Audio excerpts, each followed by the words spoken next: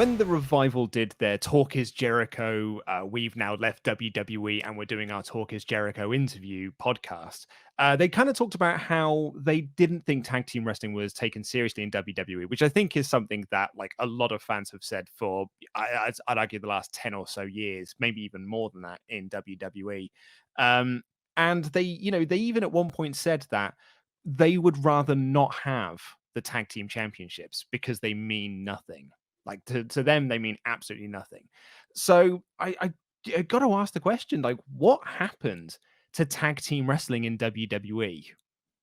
It's tricky, isn't it? Like, it's hard to. I mean, you could like they mentioned it a couple of very key things in that interview, namely being kind of Braun Strowman, entering a battle royal and eliminating every other tag team, going on to WrestleMania to win with a child. All of these things, like there is a surplus. Most of the secondary champions suffer from this, which is that the secondary champions are always in service to other bigger stars. Generally, if the tag team championships mean something, it's because two individual main event stars combined to make a kind of Frankenstein tag team, and they decided to hold the belts that month. Whereas the actual tag teams, when they are actually a cohesive team, they tend to be, especially on Raw, in service to someone else, either by acting as their henchman or by jobbing out to someone else.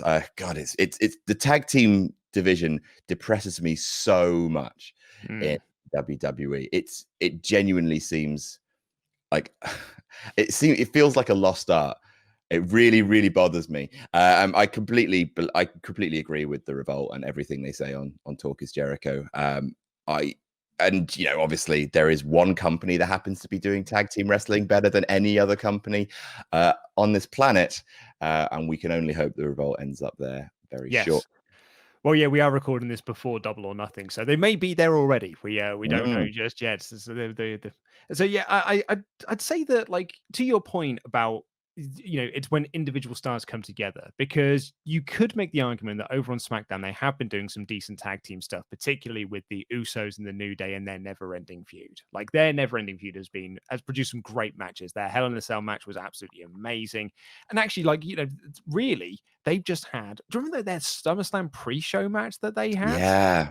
Yeah, and then followed by their Hell in a Cell match, which was just just like, they have done absolutely flawless stuff. But the SmackDown Tag Team Championships only felt important when they were being held by The Miz and Shane McMahon, because that was then building to their split and their WrestleMania match, right? So, and the SmackDown Tag Team Championships then at WrestleMania were barely featured. Yeah, I mean, like the Raw Tag Team Championships were held by Seth Rollins and Buddy Murphy to continue the feud between Seth Rollins and Kevin Owens. I remember when Braun and Seth were feuding, so they became Raw Tag Team Champions for a little bit. It's almost become part of a singles feud that at some point you got to get together, win the tag. Like, what was it? Cena and HBK did that. Yeah. Cena Batista, I think, were tag champs at one point. Yeah, something like that. It goes back way to the Attitude Era. I mean, of course, like, everyone sings the praises of the Attitude Era for being amazing for tag team wrestling. Obviously, like, the belts were being hot potatoed all over the place. No one could hold on to the straps, but there was one set of belts, and there was loads of teams that could win them. Acolytes, Hardy Boys, Dudley Boys, Edge and Christian, the Headbangers. Right to Censor. Let us never forget Right to Censor. Head Cheese. There were so many teams with names, and it just, especially in the days of the brand split, it really feels like there's just not enough teams, especially because they seem to be releasing half of them. I really feel sorry for Gallows and Anderson. Which is bonkers, because WWE have got so many tag teams under contract. Like, there aren't that many on the main roster, but NXT has got some. I mean, they don't have as many as they once had, but they've got some pretty good tag teams down there in the Undisputed Era. You've also got, like, the grizzled young veterans. I can't wait for the Broserweights to get back together. They have got tag teams there, but it's always felt like it's something that Vince McMahon doesn't like. I think that Triple H likes tag team wrestling because, he himself has been part of a tag team. And I think that he loves tag team wrestling. Because, and that's quite, there's things done in NXT that you can say, like, well, that's what Triple H's version of wrestling is. It's tag teams, it's factions, and it's metal music. And that's what Triple H would like to do more of. And so I kind of get the idea, I get the feeling that maybe we'll get a resurgence of tag team wrestling once Triple H gets more power, because we're seeing that down in NXT. But until then, I'm always so. Arn Anderson did not on an interview, but on his podcast once said that one of the reasons Vince doesn't like tag teams is because you have to buy 2 tickets. Like when you have a singles feud, you've only got you got to buy 4 tickets, because when you have a singles feud, you've only got to buy 2 tickets, one for the guy and one for the guy they're facing. When it's a tag team, you've got to buy 2 for the team and 2 for the team they're facing. So that's just more tickets to buy. And apparently that's why Arn Anderson says it's why Vince doesn't like tag teams. What? How many people do you employ, Vincent? I don't know what it is. I think the feud that it's so Street Profits and Viking Raiders are currently having a feud because they are legitimately the only 2 teams on Raw. Yeah. It's baffling that it's the most important wrestling show, the most storied, longest running wrestling show of all time, and there are 2 official tag teams on it. And they are fighting over some ugly ass belts as well. I Yeah. do not like the Raw and SmackDown tag. I mean, I didn't like him when they were the nickel belts, the penny versions of them with the black leather, but they look even grosser now with the red and blue leather. I just think they're really hideous titles. I just think if you there's a couple, like there's some ways the brand split works, but I think one of the ways it absolutely doesn't is by splitting every single division in 2, making every single division feel less important.